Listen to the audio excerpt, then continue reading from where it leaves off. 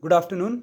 My name is Banyal, and my topic for today's video would be the economic policies by Prime Minister Nehru during phase 1.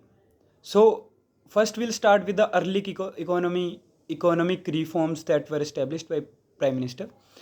Mr. Nehru started his career as Prime Minister of Independent India in 1947, and immediately, without taking a moment, he launched a few economic reforms.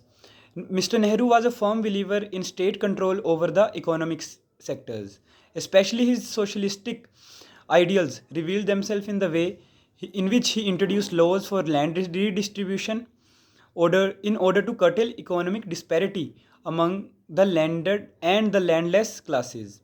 One of the key economic reforms that was brought upon by Prime Minister Nehru was introduction of the 5-year plans in 1951.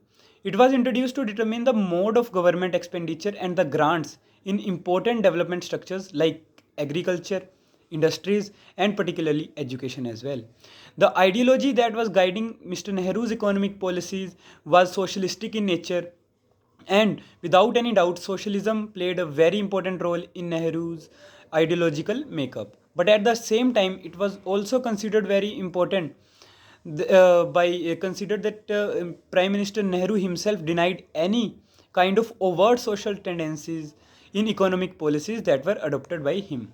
Prime Minister Nehru primarily advocated for a mixed kind of economy. Any kind of unquestioned ideological adherence to any form of economical tenet or ism he realized would be detrimental to India's growth. On the one hand, as a devout Gandhian, he had strong belief in betterment of rural economy. Also, on the other hand, he had, due to being a highly educated liberal policymaker, he was also strongly inclined toward heavy industrial growth that would be the best way to serve India's economic interest. So, primary industrial policies of Prime Minister Nehru would be to creating a balance between rural and urban sectors in the economic policies. He denied to carry forward the age old city versus village controversy that was happening in India. His intent was to harness and fully exploit the natural resources of India for the benefit of his countrymen. The main sector he thereby identified was hydroelectricity, and he constructed a number of dams to achieve the means of the end.